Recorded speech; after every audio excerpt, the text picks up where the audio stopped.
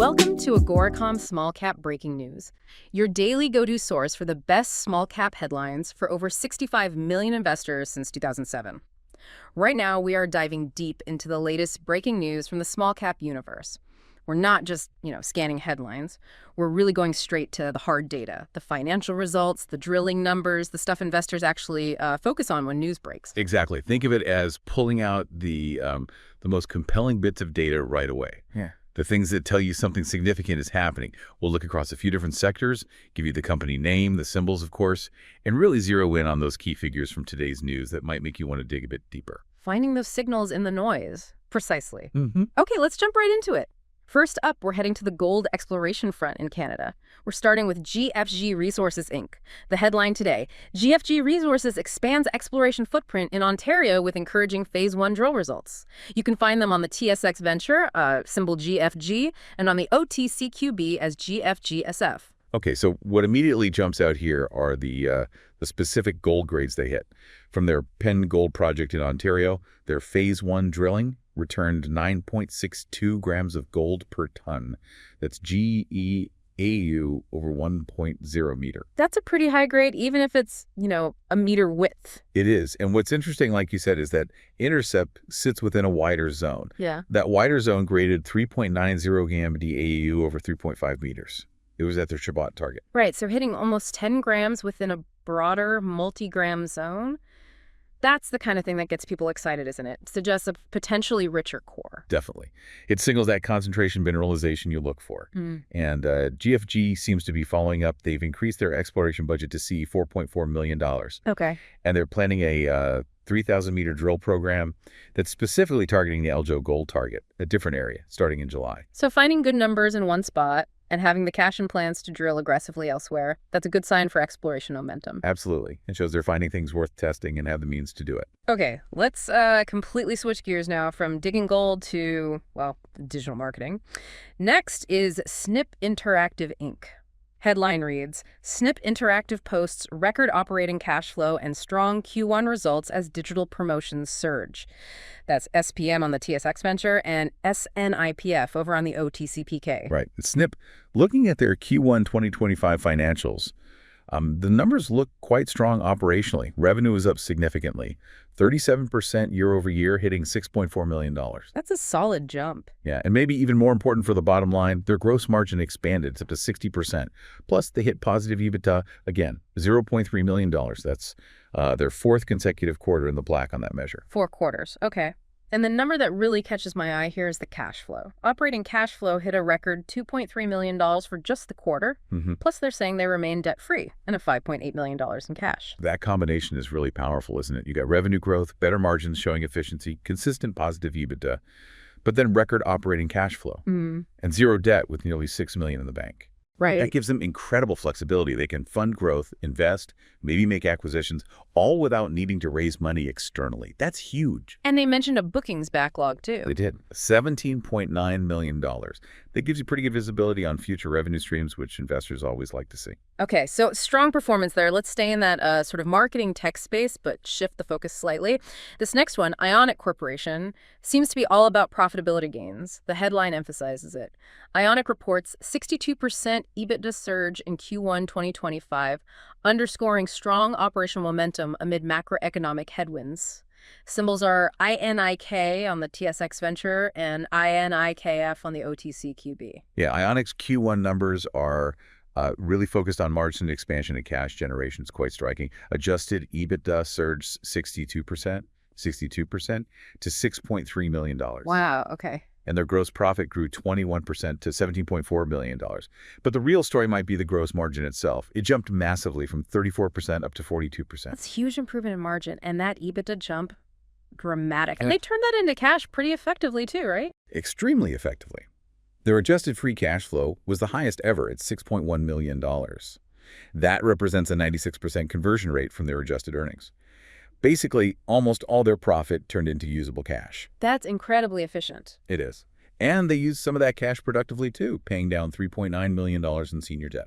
So what's the takeaway here? Revenue might have dipped slightly, but profitability just exploded. Exactly. It tells you they're managing costs incredibly well, maybe integrating past acquisitions really successfully, or just finding major operational efficiencies. That focus on profitability and strong free cash flow, even if top-line growth isn't stellar. That's something a lot of investors are really prioritizing right now. Makes sense. Okay, let's head back to mining. We're going south this time to Chile. An update from Atex Resources, Inc. And this headline is definitely geared towards investors looking for, well, large-scale potential. Atex drills over 1 kilometer of copper-gold mineralization at Valeriano, boosting confidence in resource expansion. They trade on the TSX Venture under ATX. Okay, right. This drill result from Valeriano. This is the kind of number that really speaks to the potential size of a deposit.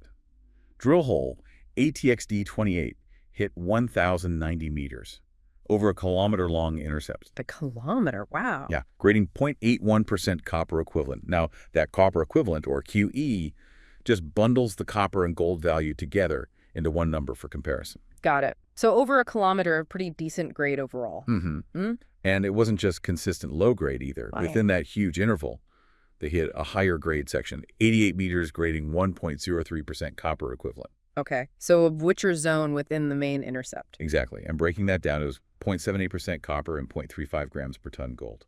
Solid grades there. So what does a result like this really signal hitting mineralization over such a long distance? It strongly supports the idea of continuity for the high-grade porphyry system they're targeting. Yeah. Porphyries are often huge, bulk tonnage deposits. Hitting mineralization consistently over more than 1 kilometer, including that higher-grade core, is really crucial evidence for potentially defining a very large resource. And helps them upgrade the confidence level. Precisely.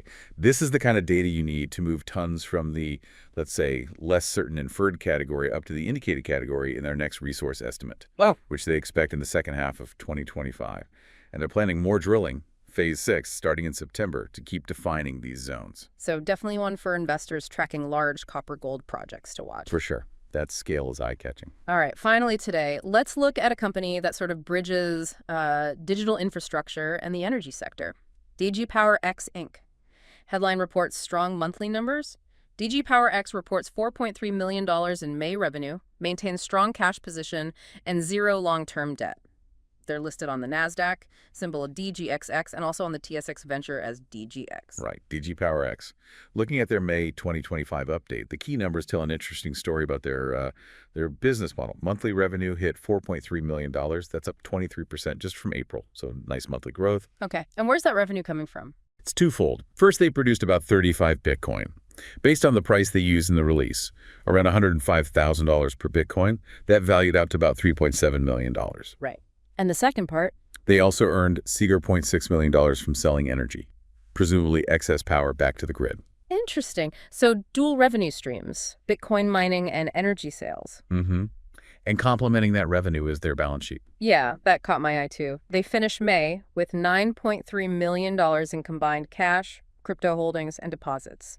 And significantly, 0 long-term debt. 0 long-term debt, plus they're investing back into the business. $2.5 million year-to-date into their infrastructure. So for someone watching this space, what's the takeaway? Well, seeing growth in both revenue streams, Bitcoin production, and energy sales is positive diversification.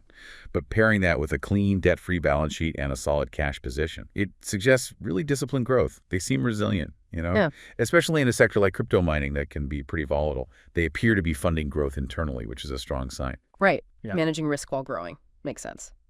Okay, so we've covered a lot of ground quickly there. We saw GFG Resources with those high-grade gold hits and drilling plans. Then Snipp Interactive showing record cash flow, positive EBITDA, and that debt-free balance sheet. Followed by Ionic, where the story was that huge surge in EBITDA and free cash flow conversion, really focusing on profitability. The back to mining with Atex and that massive kilometer-plus copper-gold intercept suggesting real scale potential. And finally, DigiPower X with growing dual revenues in Bitcoin and energy alongside, again, 0 long-term debt.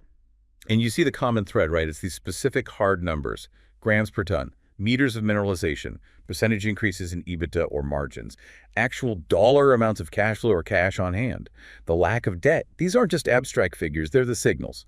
Concrete evidence of performance, health, or potential. Which really brings us to a final thought for you, the listener, to consider. How much weight do you put on these specific data points when you see a news release?